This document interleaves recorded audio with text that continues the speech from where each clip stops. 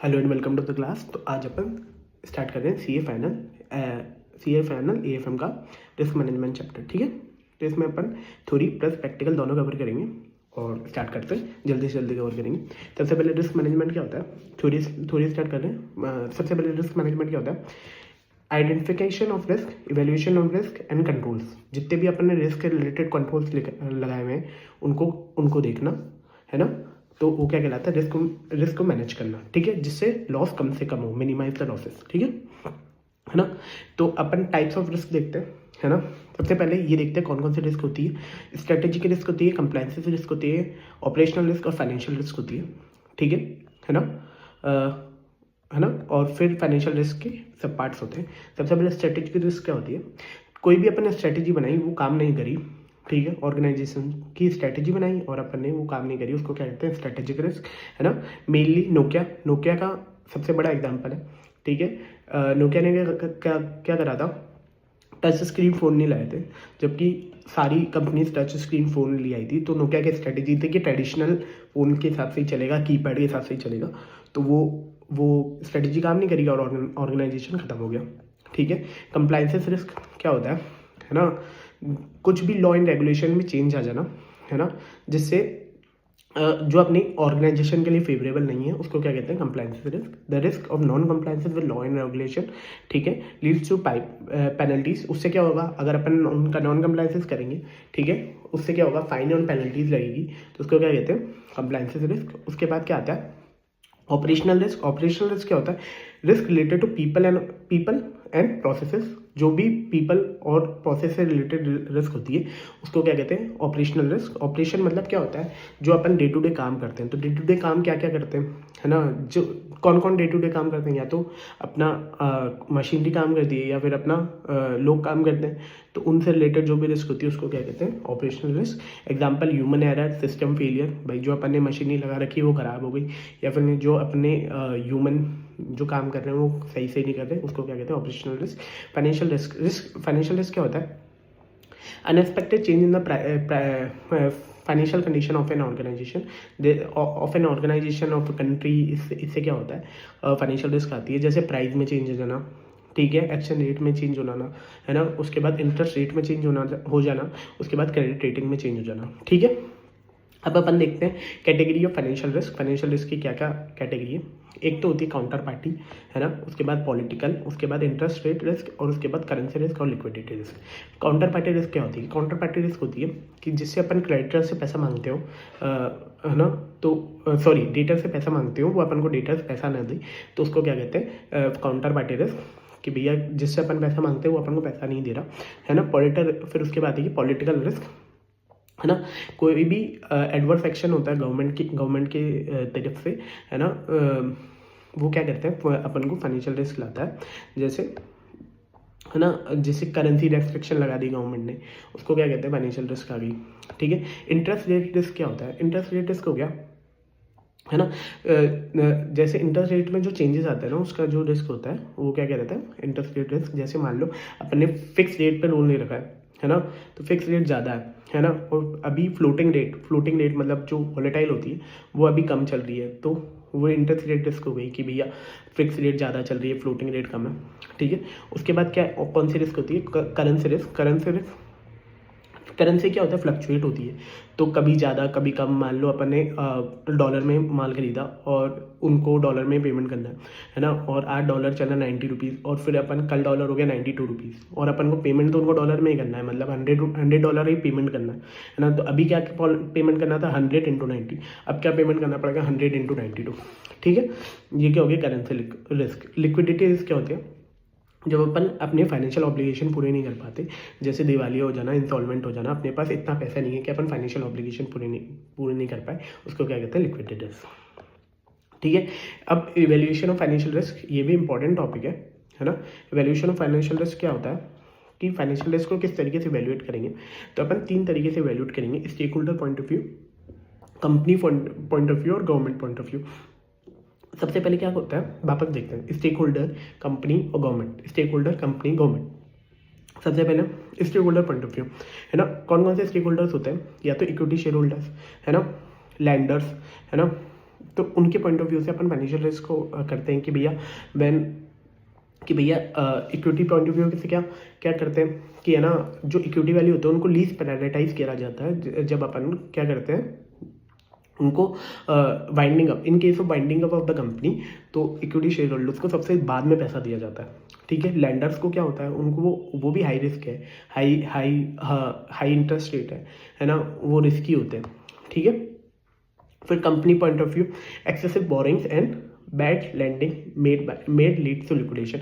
मतलब भाई अगर कंपनी ने एक्सेसिव बोरिंग कर रखी है ना, और किसी और से पैसा ज़्यादा रेट में उठा रखा है, तो उससे क्या होगा, लिक्विडेशन हो जाएगी। गवर्नमेंट पॉइंट ऑफ व्यू क्या है, अगर फाइनेंशियल रिस्क है तो अपन क्या गवर्नमेंट को पैसा नहीं दे पाएंगे, गवर्नमेंट को टैक्स नहीं दे पाएंगे।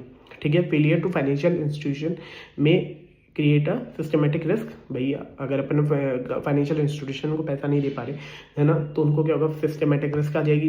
इंक्लूड्स बैंक फेलियर भी हो सकता है, डेब्ट क्राइसिस भी हो सकते हैं, विलफुल डिफॉल्टर भी हो सकता है। फिर अब क्या टॉपिक आता है, वार। ये प्रैक्टिकल प्लस थ्योरी टॉपिक है, PNT, ये एक ही प्रैक्टिकल टॉपिक है इस चैप्टर में। तो वार क्या होता है, सबसे पहले वार देखते हैं। मैक्सिमम लॉस जो कंपनी बेयर करती है उसको क्या कहते हैं, वार कहते हैं। वार अब पढ़ते हैं। VaR measure the maximum loss over the given period of time at the confidence level under the normal market condition. Maximum loss क्या कंपनी कर सकती है उसको क्या कहते हैं, वार, है ना। 2 क्वेश्चन आंसर करता है वार जो अपन कैलकुलेट करते हैं, 2 क्वेश्चन आंसर करता है। What was the worst case scenario, कि भैया ऐसा होगा तो इतना लॉस हो सकता है। ठीक है, और how much can be loss, कि भैया इस कंडीशन में कितना लॉस हो सकता है। ठीक है, फीचर्स ऑफ वार क्या है, सबसे पहले अपन देखते हैं वार का फॉर्मूला। देखो पहले वार क्या होता है, वार का फॉर्मूला होता है standard deviation into Z score into क्या होता है, standard deviation into Z score into time. ठीक है ना, वो क्या होता है, बार का फॉर्मूला होता है। सबसे पहले अब अपन इससे इसका फीचर्स निकालते हैं। तो टाइम क्या हो गया, time period, based on time period, है ना। ठीक है, जेड क्या होता है, जेड होता है जेड स्कोर। ठीक है, ये आपको कैलकुलेट करने की जरूरत नहीं है, अभी ICAI ने इसको मॉड्यूल से हटा दिया है। जो भी टीचर्स इसको मॉड्यूल में पढ़ा रहे हैं वो फालतू पढ़ा रहे हैं, आप मॉड्यूल खुद देख लीजिए। अब जेड स्कोर का फॉर्मूला और सब कुछ हट चुका है। ठीक है, तो जेड स्कोर का आपको लर्न करने की जरूरत नहीं है कि जेड स्कोर कैसे निकलता है। तो based on the Z score, ठीक है, ये टाइम जोन को वो करता है, स्टैटिस्टिकल मेथड है क्योंकि स्टैंडर्ड डेविएशन ले रखा है। ठीक है, बेस्ड ऑन टाइम पीरियड और कॉन्फिडेंस लेवल, कि भाई 99% कॉन्फिडेंस लेवल है तो उसके क्या जेड स्कोर पता चलता है। ठीक है ना। उसके बाद प्रोबेबिलिटी होती है कि भाई मैक्सिमम लॉस क्या हो सकता है, इसकी प्रोबेबिलिटी क्या है। ठीक है ना। और risk can be control by setting the maximum loss, कि भैया मैक्सिमम लॉस होता है। ठीक है, एप्लीकेशन ऑफ वार क्या है, एप्लीकेशन और सिग्निफिकेंस ऑफ वार, कि भैया क्या फाइंड आउट करता है, मैक्सिमम पॉसिबल लॉस। ठीक है, क्या काय का काम आता है, परफॉर्मेंस मेजरमेंट के काम आता है ना। किस लिए काम आता है, जो लोग इंडिविजुअल जो डील कर रहे हैं फ्रंट ऑफिस में, ठीक है, ऑफ एन ऑर्गेनाइजेशन। ठीक है ना। To enable a management to decide trading strategy, कि भैया ट्रेडिंग स्ट्रेटेजी डिसाइड करता है और एसेट लायबिलिटी मैनेजमेंट टूल है। ठीक है, सबसे पहले देखते हैं वापस भैया अपन ने क्या क्या निकाला था, इसके फॉर्मूले से अपन ने इसके फीचर्स निकाले थे। क्या होता है, स्टैंडर्ड डेविएशन। ठीक है, तो इसका स्टैंडर्ड डेविएशन क्या हो गया, स्टैटिस्टिकल मेथड। उसके बाद क्या होता है, टाइम पीरियड और टाइम जोन। ठीक है, उसके बाद क्या होता है, Z score equals to confidence level और जेड स्कोर का अलग फीचर। ठीक है, हो गया। एप्लीकेशन क्या क्या बताया, मैक्सिमम लॉस, परफॉर्मेंस मेजरमेंट। उसके बाद क्या होता है, फ्रंट ऑफिस में काम आता है और एसेट लायबिलिटी मैनेजमेंट में काम आता है, और क्या मैनेजमेंट को ट्रेडिंग एक्टिविटीज दिखाने में काम आता है। ठीक है, अब ये देख लेते हैं identification and management of financial risk. सबसे पहले अपन ने उस पर क्या देखी थी, टाइप ऑफ फाइनेंशियल रिस्क। अब क्या कर रहे हैं, identification and management of financial risk. अब देखो सबसे पहले क्या कौन सी रिस्क थी, उसमें काउंटर पार्टी क्या होता है ना। उसमें क्या होगा, सबसे पहले आइडेंटिफाई कैसे करेंगे। ठीक है ना, आइडेंटिफाई कैसे करेंगे, क्या हो गया, किसी अगर गवर्नमेंट ने रेगुलेटरी रेस्ट्रिक्शन लगा रखे हैं किसी के ऊपर कि तुम पेमेंट करो ही मत, है ना, वो थर्ड पार्टी है ना इंसॉल्वेंट हो गई। ठीक है, या फिर let down by third party हो गया कि भैया मेरे को तो देना ही नहीं है तुम्हारे को पैसा। Hostile action by foreign government, कि भैया फॉरेन गवर्नमेंट ने बोला कि हम तुम्हारे को पैसा लेंगे नहीं देंगे। ठीक है, failure to meet a necessary resources to complete the project, कि भैया उसने थर्ड पार्टी ने कहा भैया हम तो प्रोजेक्ट नहीं कंप्लीट कर पा रहे, आपको पैसा क्या देंगे, ठीक है। अब अपन कैसे इसको आइडेंटिफाई कर सकते हैं, है ना, मैं कैसे आइडेंटिफाई कर सकते हैं, सबसे पहले डीडी करा सकते हैं, डीडी मतलब ड्यू डिलिजेंस करवा सकते हैं, ठीक है। और अपन क्या कर सकते हैं, एक ही पार्टी पे अपन ओवर कमिट नहीं करें, ठीक है, सिंगल पार्टी से काम नहीं कराए और सिंगल पार्टी से ओवर कमिट नहीं करें, ठीक है। अपने रिस्क टेकिंग कैपेबिलिटीज पता होनी चाहिए अपन को, एक्सपोजर लिमिट पता होनी चाहिए अपन को, है ना। और अपन को उसके क्रेडिट लिमिट और क्रेडिट प्रोसीजर फॉर, है ना, ये पता होना चाहिए कि भैया कितना पैसा अपन को इसको क्रेडिट पे देना चाहिए और कितना नहीं देना चाहिए, कितना माल अपन को इसको क्रेडिट पे देना चाहिए, है ना, ठीक है। उसके बाद क्या हो सकता है, उसके बाद यूज़ परफॉर्मेंस गारंटी, भैया बैंक से परफॉर्मेंस गारंटी ले दो कि बैंक की, है ना, बैंक परफॉर्मेंस गारंटी देती है कि हम अगर इसने पैसा नहीं दिया तो हम पैसा देंगे, तो वो परफॉर्मेंस गारंटी एक लेटर होता है, वो देती है बैंक, ठीक है। उसके बाद क्या होता है, पॉलिटिकल रिस्क क्या होता है, सबसे पहले फॉलोइंग आता from the following action government of the host country the risk can be identified, host country की गवर्नमेंट से कैसे आइडेंटिफाई कर सकते हैं। सबसे पहले क्या होता है ना, इन असिस्टेंस ऑन रेसिडेंट इन्वेस्टर, कि भैया रेसिडेंट इन्वेस्टर्स को बोल दिया कि भैया इस कंपनी के लिए काम नहीं करोगे, ठीक है, या लेबर को बोल दिया कि इस कंपनी के लिए काम नहीं करोगे। रेस्ट्रिक्शन ऑन कन्वर्जन, कि भैया अब भाई करेंसी कन्वर्जन तो कराना पड़ेगा, तो वो उस पर ही बैन लगा दिया, है ना। उसके बाद एक्सपोर्टेशन ऑफ फॉरेन एसेट, मतलब क्या कर रहा, फॉरेन एसेट्स को क्या कर रहा है कि भैया अपन, है ना, जितने भी अपने फॉरेन एसेट है उनको काबू में कर रहा है या फिर उनको अपने अंदर कर रहा है, ठीक है। उसको क्या कहते हैं, एक्सप्रोप्रिएशन ऑफ फॉरेन एसेट, ठीक है। Price fixation of the product, कि भैया प्राइस को फिक्स कर देता है, ठीक है। अब क्या है, सिंस द रिस्क में, अब देखते हैं, since the risk mainly relates to investment in the foreign country, company should assess the counter party. कैसे असेस करेगा, ठीक है। सबसे पहले तो उस कंट्री की पॉलिटिकल रैंकिंग देखेगा, ठीक है, उसकी माइक्रो इकोनॉमिक कंडीशन देखेगा, है ना, पॉपुलैरिटी देखेगा करंट गवर्नमेंट की, ठीक है। और है ना, एडवाइस करेगा जो अपने एम्बेसीज होते हैं ना उनसे, क्या क्या करेगा। सबसे पहले भैया अपन पॉपुलैरिटी देखेंगे गवर्नमेंट की, है ना, उसकी पॉलिटिकल रैंकिंग देखेंगे, उसकी मैक्रो इकोनॉमिक कंडीशन देखेंगे। फिर अपन क्या है, अपने लोग भी वहाँ बैठे होते हैं तो उनसे पूछेंगे कि भैया इस गवर्नमेंट क्या चाहती है, गवर्नमेंट ये हमारे को एक्सपोर्ट करने देगी नहीं करेगी, हमारा प्रोजेक्ट यहाँ लगने देगी नहीं देगी, ठीक है। फिर और टेक्निक्स क्या क्या है, ठीक है।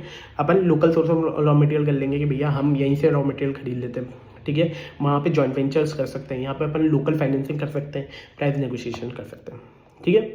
अब ये इंटरेस्ट रेट रिस्क है ना, अब इसको आप पढ़ लो, है ना, ये आपको IRM वाले चैप्टर में इंटरेस्ट रेट रिस्क और करेंसी रिस्क दोनों आपको IRM वाले चैप्टर में मिलेगा, ठीक है। तो भी अपन देख लेते हैं इंटरेस्ट रेट रिस्क क्या होता है, चेंज इन इंटरेस्ट रेट, ठीक है, कैसे आइडेंटिफाई कर सकते हैं, monetary policy, economic growth, government action और स्टॉक मार्केट, ठीक है।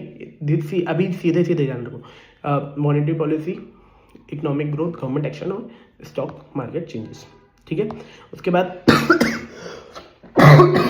करेंसी रिस्क क्या होता है कि भैया चेंज इन करेंसी, जो करेंसी लेवल होता है वो चेंज होता है, जैसे डॉलर का बढ़ना, डॉलर का घटना, रुपी का बढ़ना, रुपी का घटना, ठीक है। तो ये कैसे आइडेंटिफाई करेंगे अपन, ठीक है, आइडेंटिफाई कैसे करेंगे, है ना। गवर्नमेंट के actions, government price and decision, सबसे पहले करेंसी रिस्क क्या हो सकता है, गवर्नमेंट के एक्शन से डिपेंड करता है कि गवर्नमेंट क्या चाहती है क्या नहीं चाहती, है ना। फिर क्या कहता है, नॉमिनल इंटरेस्ट रेट, है ना, क्या होता है, इंटरेस्ट रेट पैरिटी होती है ना, एक्सचेंज रेट पैरिटी होता है, depends on the nominal interest rate risk, ठीक है। इन्फ्लेशन रेट, कि भैया क्या इन्फ्लेशन रेट चल रही है वहाँ पर, उससे पता चलता है कि अपनी करेंसी रिस्क क्या है, ठीक है। उसके बाद नेचुरल कैलेमिटीज़, भैया नेचुरल कैलेमिटी वहाँ पे ज़्यादा होती है तो वहाँ पे हो सकता है करेंसी की वैल्यू कम हो, ठीक है। उसके वॉर की सिचुएशन चल रही है तो भी करेंसी की वैल्यू कम हो जाती है, ठीक है। चेंज इन गवर्नमेंट में चेंज आ गया, वहाँ पे फ्लक्चुएशंस रहते हैं गवर्नमेंट में, तो क्या होता है चेंज इन, तो क्या होता है करेंसी में रिस्क आती है। सबसे पहले देखते हैं अपन क्या क्या, है ना, गवर्नमेंट के एक्शंस, नॉमिनल इंटरेस्ट रेट, उसके बाद क्या होता है इन्फ्लेशन रेट, उसके बाद होता है नेचुरल कैलेमिटी, उसके बाद है वॉर, उसके बाद क्या होता है चेंज इन गवर्नमेंट, ठीक है। अब अपन प्रैक्टिकल पार्ट पे आते हैं। प्रैक्टिकल पार्ट में बस एक ही है कि अपन को वार निकालना, ठीक है, वैल्यूएटेड रिस्क निकालनी है या मैक्सिमम पॉसिबल लॉस निकालना है ना। तो वो उसका फॉर्मूला क्या होता है, Z into standard deviation into time, time होता है रूट में, तो उससे क्या कहते हैं मैक्सिमम पॉसिबल लॉस निकलता है। और ये कॉन्फिडेंस लेवल पे होता है, जितना हायर कॉन्फिडेंस लेवल जितना हायर वॉर, है ना, ठीक है। फाइनेंशियल रिस्क मैनेजमेंट, है ना, तो इसके बोल, ठीक है। अब अपन देखते हैं इसके क्वेश्चन, ठीक है।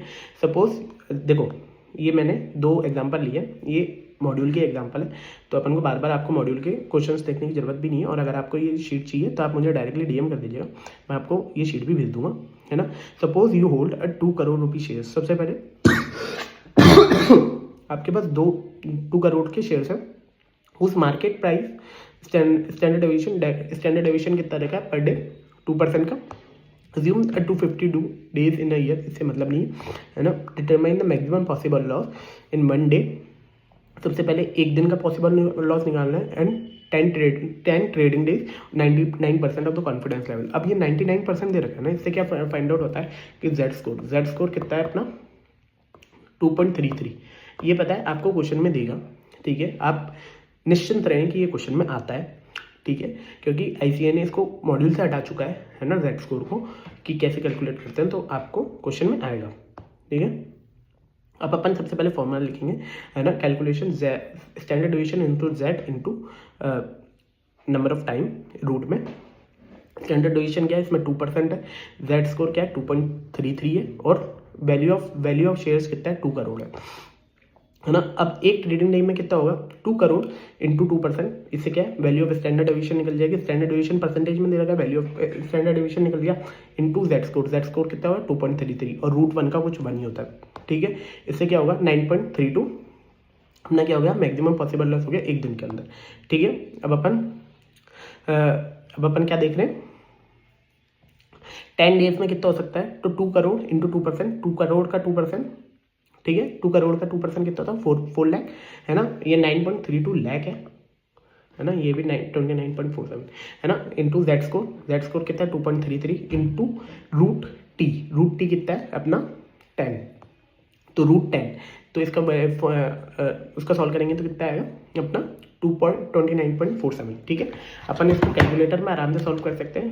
10 का सबसे पहले रूट निकालो इंटू आप 2.33 कर दो, ठीक है ना, इंटू आप 4 कर दो, जो होता है 2 करोड़ का 2% होता है 4, ठीक है। तो क्या आ रहा है 29.47, ठीक है।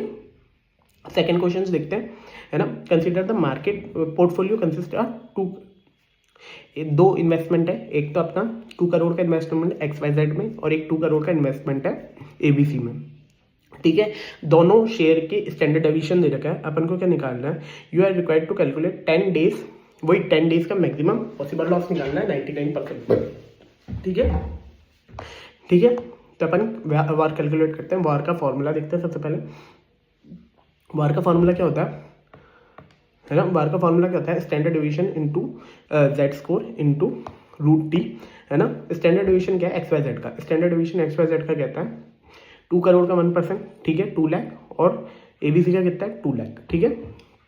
कैलकुलेट, अब अपन क्या करेंगे सबसे पहले अपन को क्या निकालना है ओवरऑल, मतलब ABC और XYZ दोनों का निकालना है। तो पोर्टफोलियो, ये दोनों पोर्टफोलियो हो गए, तो पोर्टफोलियो का वेरिएंस कैसे निकालते थे अपन, ठीक है।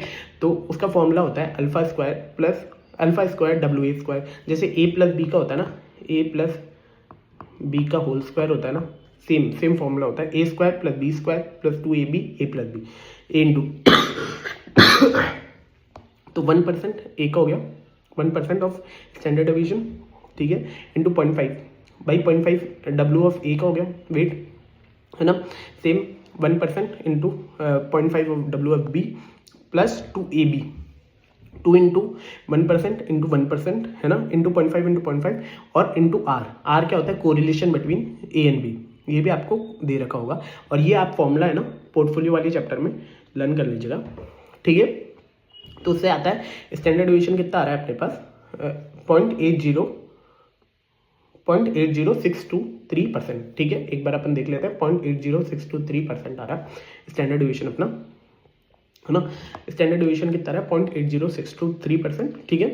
अब वैल्यू क्या आ रही है 400 लाख इंटू, क्योंकि भैया अब टोटल पोर्टफोलियो की वैल्यू है, तो XYZ plus ABC XYZ plus ABC is to 400 lakh into 0.80623% is to 3.22 lakh, bar की वैल्यू आ रही है standard division into root D into Z score, तो 3.22 लाख इंटू रूट डी क्या होगा √10 इंटू 2.33, तो क्या होगा 23.72 लाख। ठीक है, हो गया है ना। एक बार वापस देख लेते हैं क्वेश्चन में, बस आपको फॉर्मूला ध्यान रखना है, स्टैंडर्ड डिवीजन दिया हुआ होगा, जेड स्कोर दिया हुआ होगा, आपको मैक्सिमम पॉसिबल लॉस निकालना है। अब पता है ये एक क्वेश्चन आ सकता है कि अपन को क्या करना है ना, वार की वैल्यू दे रखी होगी है ना, ये बोल रखा होगा कोई भाई हमारे पास इतना पैसा है कि हम मैक्सिमम पॉसिबल लॉस कर सकते हैं है ना।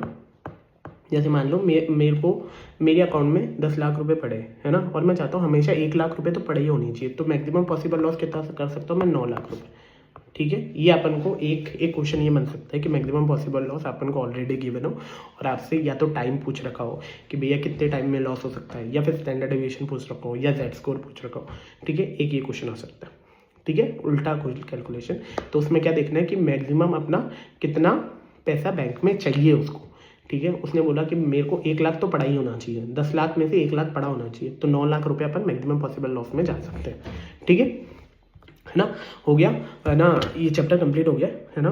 और आप देख लीजिएगा पूरे मॉड्यूल से देख लीजिएगा, आपका एक क्वेश्चन भी कवर हो गया है ना, और प्लस अपना ये भी क्या बोलते हैं सारी थ्योरी भी कवर हो गई है ना। और आपको ये शीट चाहिए तो आप मुझे DM कर दीजिएगा और मैं आपको शीट भेज दूंगा। ठीक है, thank you, have a nice day.